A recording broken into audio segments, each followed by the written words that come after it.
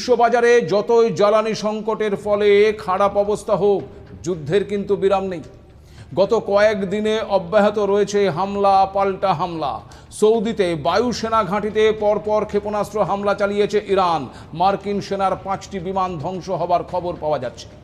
তাছাড়া শুক্রবার ইরানপন্থী একটি ইরাকি গোষ্ঠী ইরাকের পশ্চিমাঞ্চলে একটি মার্কিন KC-135 রিফুয়েলিং বিমান ভূপতিত করার দাবি করেছে। এছাড়া ইসরায়েলের নেগেভ এলাকায় ক্ষেপণাস্ত্র হামলা চালিয়েছে ইরান। তাছাড়া শুক্রবার সৌদি আরবের প্রতিরক্ষা মন্ত্রণালয় আবার জানিয়েছে যে তারা তাদের আকাশ সীমায় প্রবেশ করা 12টি ড্রোন ভূপতিত করেছে, যা ইরান থেকে ছোড়া হয়েছিল বলেই অনুমান। এছাড়াও শুক্রবার রাতে দক্ষিণ লেবাননের একটি গ্রামের স্বাস্থ্যকেন্দ্রে ইসরায়েলের হামলায় 12 জন চিকিৎসা কর্মীর মৃত্যুর খবর পাওয়া গেছে। ইরানের শিল্প শহর টার রিজের বাসিন্দাদের এলাকা ছেড়ে যাবার সতর্কতা জারি করেছে ইসরায়েলি সামরিক বাহিনী। ফলে বড় ধরনের হামলার আশঙ্কা করছেন সেখানকার বাসিন্দারা। অন্যদিকে আবার ইরানের দেজফুল বিমান ঘাঁটিতেও মার্কিন বিমান হামলার খবর পাওয়া যাচ্ছে। পাশাপাশি ইরানের তেহরান, সিরাজ এবং আহভাজ শহরেও ইসরায়েল হামলা চালিয়েছে। কিন্তু এত কিছুর পরেও দমানো যাচ্ছে না কিন্তু ওই ইরানকে। অথচ ইরাকের ক্ষেত্রে সাদ্দাম বাহিনীর পতন হতেই ধসে পড়েছিল সাদ্দামের সাম্রাজ্য। কিন্তু ইরানের ক্ষেত্রে যুদ্ধের প্রথম দিনেই ইরানের প্রভাবশালী সর্বোচ্চ ধর্মীয় নেতা আয়াতুল্লাহ আলী খামিনের মৃত্যুর পরেও লড়াই চালিয়ে যাচ্ছে ইরান। অথচ শুধু খামিনেই নয়, এই যুদ্ধে ইতিমধ্যেই নিহত হয়েছেন IRGCর সর্বাধিনায়ক মেজর জেনারেল মোহাম্মদ পাকপুর, প্রতিরক্ষা মন্ত্রী ব্রিগেডিয়ার জেনারেল আজিজ নাসির জাহিদ, সশস্ত্র বাহিনীর প্রধান লেফটেন্যান্ট জেনারেল সঈদ আব্দুর রহিম মুসাভি সহ আরও অনেকে। প্রশ্ন উঠছে, তাহলে ইরানের এই অদম্য জেদের নেপথ্যে কে কলকাঠি নাড়ছে আড়াল থেকে? দেখুন, এটুকু খুব পরিষ্কার যে ইরানকে এখন চালনা করছে IRGC অর্থাৎ ইসলামিক রেভলিউশনারি গার্ড কর্পস। আর শোনা যাচ্ছে এর নেপথ্যে লোকটির নাম মেজর জেনারেল মোহাম্মদ আলী জাফারি, যিনি আবার ওই IRGCর প্রাক্তন কমান্ডার ইন চিফ পদেও ছিলেন। দেখুন, একথা খুব সত্যি যে ইরানের সামরিক কৌশল এবং প্রতিরক্ষা নীতির পেছনে যে কয়েকজন গুরুত্বপূর্ণ মস্তিষ্ক কাজ করছে, তাদের মধ্যে অন্যতম হলেন এই মোহাম্মদ আলী জাফারি। তিনি দীর্ঘদিন ধরে ইরানের ইসলামিক রেভলিউশনারি গার্ড কর্পসের নেতৃত্বে গুরুত্বপূর্ণ ভূমিকা পালন করছেন। এমনকি আধুনিক ইরানের প্রতিরক্ষা কৌশল গঠনে তার প্রভাব অনস্বীকার্য। 1979 সালের ইসলামিক বিপ্লবের পর নতুন রাষ্ট্র ব্যবস্থার নিরাপত্তা কাঠামো তৈরি হবার সময় থেকেই তিনি এই বাহিনীতে যোগ দিয়েছিলেন। বিশেষ করে 1980 থেকে 1988 সময়কালে ইরান ইরাকের যুদ্ধে সামরিক অভিজ্ঞতা অর্জন করেন তিনি। এই দীর্ঘ 8 বছরের যুদ্ধ তাকে বুঝতে সাহায্য করেছিল যে প্রচলিত কেন্দ্রীভূত সামরিক কাঠামো আধুনিক যুদ্ধক্ষেত্রে বড় দুর্বলতা তৈরি করতে পারে। পরে তিনি গভীরভাবে পর্যবেক্ষণ করেন 2003 সালে যুক্তরাষ্ট্রের নেতৃত্বে ইরাক আক্রমণের ঘটনা, যেখানে সাদ্দাম হুসেনের কেন্দ্রীভূত সামরিক এবং রাজনৈতিক কাঠামো ভেঙে পড়ার সঙ্গে সঙ্গে গোটা রাষ্ট্রযন্ত্র প্রায় অচল হয়ে যায়। আর এই অভিজ্ঞতা থেকেই জাফারি একটি বিকল্প কৌশল তৈরি করেন, যাকে বলা হয় মোজাইক ডিফেন্স বা বিকেন্দ্রীভূত প্রতিরক্ষা মতবাদ। এই ধারণা অনুযায়ী ইরানের প্রতিরক্ষা ব্যবস্থা এমনভাবে গড়ে তোলা হয় যাতে গোটা দেশকে অসংখ্য ছোট ছোট প্রতিরক্ষা ইউনিটে ভাগ করা হয়, আর প্রতিটি ইউনিট নিজস্ব কমান্ড এবং অপারেশন চালাতে সক্ষম। ফলে রাজধানী, কেন্দ্রীয় সামরিক সদর দপ্তর বা কোনো শীর্ষ নেতার উপর আঘাত এলেও যুদ্ধ পরিচালনার ক্ষমতা পুরোপুরি ভেঙে পড়ে না। 2007 সালে IRGCর সর্বাধিনায়ক হওয়ার পর জাফারি এই মতবাদ বাস্তবে প্রয়োগের কাজ আরও জোরদার করেন এবং ক্ষেপণাস্ত্র ব্যবস্থা, ড্রোন প্রযুক্তি, আঞ্চলিক মিত্র গোষ্ঠীর সঙ্গে সমন্বয় এবং অসম যুদ্ধ কৌশলকে ইরানের প্রতিরক্ষার মূল ভিত্তি হিসেবে গড়ে তোলেন। অনেক সামরিক বিশ্লেষকের মতে এই মোজাইক ডিফেন্স হয়তো ইরানকে প্রচলিত যুদ্ধে নিশ্চিত বিজয় এনে না দিলেও দেশটির রাজনৈতিক নেতৃত্বকে সহজে আত্মসমর্পণ না করার মানসিক শক্তি যোগাবে। আর সেটাই কিন্তু হচ্ছে। তাছাড়া মনে করে দেখুন, দিন কয়েক আগেই ইরানের বিদেশমন্ত্রী আরাঘাচি জানিয়েছিলেন যে কিভাবে মার্কিন হামলা প্রতিহত করা যায় তা গত 2 বছর ধরে প্র্যাকটিস করা হয়েছে। তাহলে বুঝতেই পারছেন যে ইরান কিন্তু এই হামলার জন্য আগে থেকেই প্রস্তুত ছিল, আর এই কারণেই তাদের প্রতিহত করতে কৌশলী হতে হবে আমেরিকা এবং ইসরায়েলকে, এমনটাই মত বিশ্লেষকদের। সে কারণেই কি এবার ইরানের মুকুটমণি খার্গ দ্বীপে হামলা চালালো আমেরিকা? এবার কি মাথা নোয়াতে বাধ্য হবে ইরান? কেন দ্বীপটি ইরানের কাছে এতটা গুরুত্বপূর্ণ?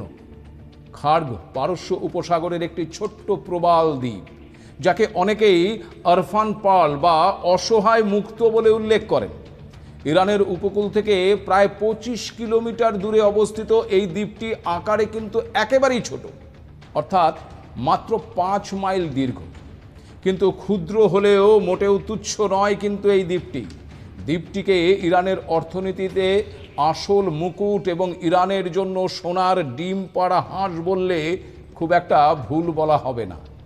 বিশেষজ্ঞদের মতে স্বাভাবিক দিনে এই দ্বীপ দিয়ে প্রতিদিন প্রায় 13 থেকে 16 লক্ষ ব্যারেল তেল রপ্তানি হয়। যুদ্ধ শুরুর আগে ইরান রপ্তানি বাড়িয়ে দৈনিক প্রায় 30 থেকে 40 লক্ষ ব্যারেল পর্যন্ত নিয়ে গিয়েছিল। দ্বীপে অতিরিক্ত প্রায় 1,80,00,000 ব্যারেল তেল মজুদ থাকে বলে জানা গেছে। পরিসংখ্যান বলছে ইরানের মোট তেল রপ্তানির প্রায় 80 থেকে 90% এই দ্বীপ দিয়ে হয়। তার কারণ ইরানের অধিকাংশ উপকূল অগভীর হওয়ায় বড় তেলবাহী জাহাজ সহজে সেখানে ভিড়তে পারে না। কিন্তু খার্গ দ্বীপের কাছে সমুদ্র গভীর হওয়ায় বড় তেল ট্যাঙ্কার সহজেই সেখানে এসে তেল লোড করে চলে যেতে পারে। বর্তমানে এখান থেকে বছরে প্রায় 950 মিলিয়ন ব্যারেল তেল প্রক্রিয়াকরণ এবং রপ্তানি করা হয়। রিপোর্ট বলছে 2024 সালে তেল বিক্রি করে ইরান প্রায় $78 বিলিয়ন আয় করেছে। আর এই আয়ের বড় অংশই এসেছে এই খার্গ দ্বীপ থেকে রপ্তানি হওয়া তেল থেকে।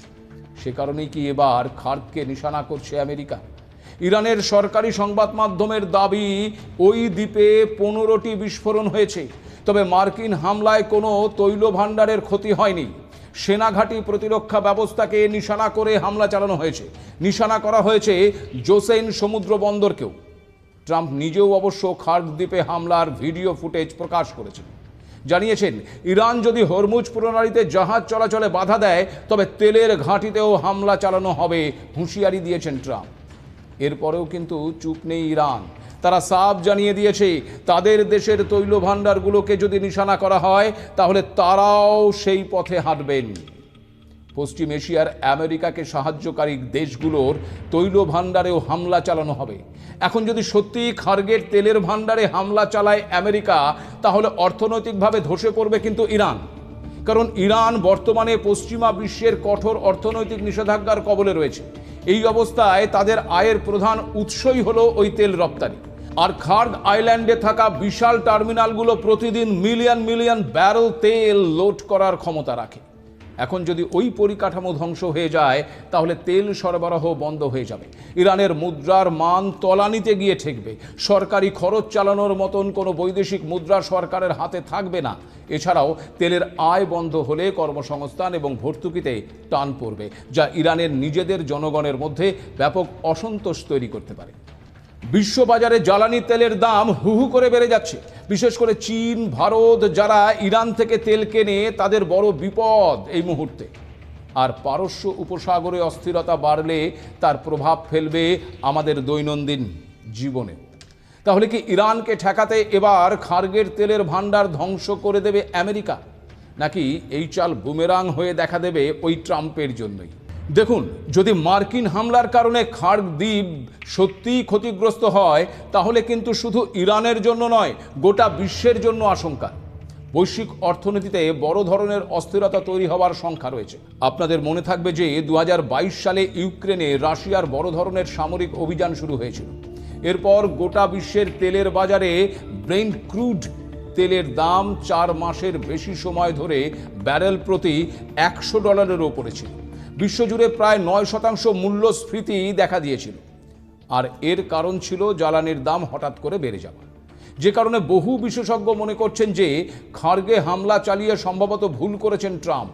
এই হামলা ট্রাম্পের প্রশাসনের কৌশলগত বড় ভুল হিসেবে প্রমাণিত হতে পারে, কারণ মার্কিন উপভোক্তাদের কাছে দ্রব্যমূল্য কমানোর প্রতিশ্রুতি দিয়ে রেখেছেন ট্রাম্প। ফলে আগামী নভেম্বরের মধ্যবর্তী নির্বাচনের আগে যুক্তরাষ্ট্রের ভোটারদের কাছে মূল্যস্ফীতি এবং জীবনযাত্রার ব্যয় ক্রমশ সবচেয়ে বড় উদ্বেগের বিষয় হয়ে উঠছে।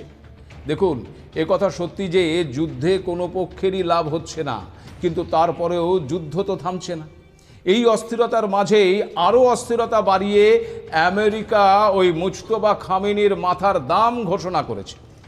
আপনাদের আগের একটি এপিসোডে জানিয়েছিলাম বিস্তারিতভাবে যে মুজতবাকে নিয়ে কি কি জল্পনা ছড়িয়েছে চারিদিকে। ঠিক এই আবহেই আমেরিকা আবার ঘোষণা করেছে যে ইরানের নয়া সুপ্রিম লিডার সম্পর্কে গুরুত্বপূর্ণ তথ্য দিলে মিলবে $10 মিলিয়ন। তবে ওই তালিকায় মুজতবা ছাড়াও নাম রয়েছে ইরানের সুপ্রিম লিডার কার্যালয়ের deputy chief of staff Ali Asghar Hejazi এবং ইরানের নিরাপত্তা প্রধান আলী লারিজানি সহ ইসলামিক রেভলিউশনারি গার্ডের কয়েকজন ঊর্ধ্বতন কর্মকর্তাদের। যদিও আমেরিকা জানিয়েছে শুধু মুজতবারই মাথার দাম স্থির করা হয়েছে $1 কোটি। তাহলে কি এবার ইরানকে চাপে ফেলতে কৌশলী চাল চালছে আমেরিকা? এই আবহে আবার অবাক করার মতন কাণ্ড হয়েছে। ইরানকে পশ্চিম এশিয়ার প্রতিবেশী দেশগুলোর ওপর হামলা থামাতে বলেছে হামাস। একটি বিবৃতি জারি করে তারা জানিয়েছে, আমাদের ইরানি ভাইদের অনুরোধ করছি প্রতিবেশী দেশগুলোকে লক্ষ্য করে আর হামলা না চালাতে। এই অঞ্চলের সব দেশকে একসঙ্গে কাজ করে আগ্রাসন বন্ধ করতে হবে এবং ভ্রাতৃত্বের সম্পর্ক বজায় রাখতে হবে। কিন্তু প্রশ্ন হচ্ছে, কেন হঠাৎ হামাসের এই বিবৃতি? বিশেষজ্ঞরা মনে করছেন হামাস এবং ইসরায়েলের মধ্যে যুদ্ধবিরতির আলোচনায় মধ্যস্থতা করেছিল কাতার। সংযুক্ত আরব আমিরশাহী বিভিন্ন আর্থিক লেনদেনের কেন্দ্র হিসেবে গুরুত্বপূর্ণ। আরব বিশ্বের কূটনৈতিক অবস্থান নির্ধারণে বড় ভূমিকা নেয় সৌদি আরবও। ফলে এই দেশগুলোর সঙ্গে সংঘাত বাড়লে হামাসের রাজনৈতিক এবং আর্থিক নেটওয়ার্ক ক্ষতিগ্রস্ত হতে পারে। হামাসের পরিস্থিতি আরও জটিল হয়ে যেতে পারে। হামাসের সামরিক সাহায্য বা অস্ত্র ইরান জোগালেও কূটনৈতিক এবং অর্থনৈতিক সমর্থন কিন্তু আসে আরব কান্ট্রিগুলো থেকে। সে কারণেই কি আরব দেশগুলোর সঙ্গে সম্পর্ক খারাপ হোক এটা চাইছে না হামাস। তাহলে কি এবার একঘরে হয়ে পড়ছে ইরান, নাকি ইরানের পাশে দাঁড়াবে এবার উত্তর কোরিয়া? কারণ শনিবার ফের একবার 10টিরও বেশি ব্যালিস্টিক ক্ষেপণাস্ত্র সমুদ্রে নিক্ষেপ করেছে কিমের দেশ, তাও আবার মার্কিন যুক্তরাষ্ট্র এবং দক্ষিণ কোরিয়ার যৌথ সামরিক মহড়ার মধ্যেই। এখন নতুন করে যদি কিম জং যোগ দেন এই যুদ্ধে, তাহলে পরিস্থিতি কিন্তু আরও ভয়াবহ হয়ে যাবার আশঙ্কা রয়েছে। আর ইরানে যুদ্ধ চলতে থাকলে অপরিশোধিত তেলের দাম ব্যারেল প্রতি $200 পৌঁছবে। মূল্যবৃদ্ধির চাপেই বিশ্ব অর্থনীতি একবারে ভেঙে পড়বে। ইরান যে তেল বিশ্ববাজারে সরবরাহ করতে পারে তার অর্ধেক পরিমাণও রাশিয়া পারবে না। তার মধ্যে রয়েছে আবার ওই হরমুজ প্রণালীর সংকট। এই প্রণালী দিয়ে কাতার, কুয়েত থেকে জ্বালানি গ্যাসও বিশ্ববাজারে আসে। ভারতের গ্যাসের যোগানের সিংহভাগই ওই হরমুজের ওপর নির্ভরশীল। 1 কিলোমিটার চওড়া এই প্রণালীকে বন্ধ রেখেই ইরান অচল করে দেবে বিশ্বের অর্থনীতি। যদি পরিস্থিতি আরও জটিল হয়, তাহলে তার সবচেয়ে বড় অভিঘাত পড়তে পারে ভারতের মতন জ্বালানি নির্ভর অর্থনীতির দেশে।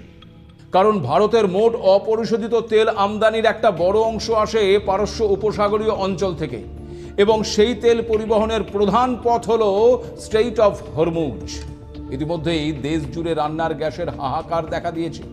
গ্যাস এজেন্সিগুলো এবং জেলা প্রশাসনের আশ্বাস সত্ত্বেও সর্বত্র কিন্তু একই ছবি দেখা যাচ্ছে। দাম বাড়ার পরেও দেশ জুড়ে কার্যত বন্ধ করে দেওয়া হয়েছে বাণিজ্যিক গ্যাসের যোগান। গ্যাস বুকিং করতে গিয়ে রীতিমতো হয়রানিতে পড়তে হচ্ছে আম আদমিকে। দেশের নানা প্রান্তে বন্ধ হচ্ছে হোটেল, রেস্তোরাঁ। সংকটের মধ্যে আম জনতাও যেন অতিরিক্ত গ্যাস বুকিং এবং মজুত করে না রাখেন, তার জন্য বুকিংয়ের ব্যবধান 21 দিন থেকে বাড়িয়ে 25 দিন করে দেওয়া হয়েছে। এমনকি পাঞ্জাবে দীর্ঘক্ষণ গ্যাসের লাইনে দাঁড়িয়ে ভূষণ কুমার মিত্তল নামে একজনের মৃত্যুর ঘটনাও সামনে এসেছে। এছাড়াও স্বাধীনতার পর এই প্রথমবার বন্ধ করে দেওয়া হয়েছে রামনগরী অযোধ্যার রাম রসোই বা রামের হেঁসেল, যেখানে বছরের পর বছর ধরে বিনামূল্যে খেয়ে আসছেন রাম ভক্তরা। জ্বালানি সংকট সামাল দিতে ইতিমধ্যে 3 সদস্যের কমিটি গঠন করেছে নরেন্দ্র মোদীর সরকার। কমিটির নেতৃত্বে রয়েছেন কেন্দ্রীয় স্বরাষ্ট্রমন্ত্রী অমিত শাহ। এছাড়াও কমিটিতে রয়েছেন বিদেশমন্ত্রী এস জয়শঙ্কর এবং পেট্রোলিয়াম মন্ত্রী হরদীপ সিং পুরী। জানা গেছে যে গোটা দেশের সমস্ত রাজ্যের সরকারের সঙ্গে আলোচনা করবে এই কমিটিটি, সমস্ত দপ্তরের সঙ্গে কথা বলবে। শুধু তাই নয়, ইরানের সঙ্গেও একাধিক বিষয় নিয়ে এই কমিটি আলোচনা করবে। এদিকে আবার হরমুজে ছাড়ের পরিবর্তে ভারতকে নয়া শর্ত দিয়েছে ইরান। জানিয়েছে বিদেশমন্ত্রী এস জয়শঙ্করের সঙ্গে কথা হয়েছে ইরানের বিদেশমন্ত্রী আরাগাচির। জানা গেছে ফোনালাপে ইরানের ওপর হামলার বিরুদ্ধে ভারতকে ব্রিক্সে অবস্থান নেওয়ার আবেদন জানিয়েছেন আরাগাচি। এখন বিষয় হচ্ছে 2026 সালে ব্রিক্সের সভাপতিত্ব করায় পশ্চিম এশিয়ার সংঘাত এবং ইরানের দাবির প্রেক্ষিতে জোটের চূড়ান্ত সিদ্ধান্ত নেওয়ার দায়ভার নয়াদিল্লির ওপর। এখন ভারত যদি ব্রিক্সে নিন্দা প্রস্তাব নিয়ে আসে, তাহলে চীন এবং রাশিয়া সম্ভবত ইরানের পাশেই থাকবে। আবার ব্রিক্সের অন্তর্ভুক্ত সৌদি আরব, সংযুক্ত আরব আমিরশাহী, তাদের ওপর ইরানের হামলার কারণে তারা স্বাভাবিকভাবেই আবার ইরানের বিরোধিতা করবে। তাছাড়াও নিন্দা প্রস্তাব আনলে আমেরিকার তোপের মুখেও পড়তে পারে ভারত। ফলে এখন ভারত কোন পথে হাঁটবে সেটাই কিন্তু সবচেয়ে বড় প্রশ্ন।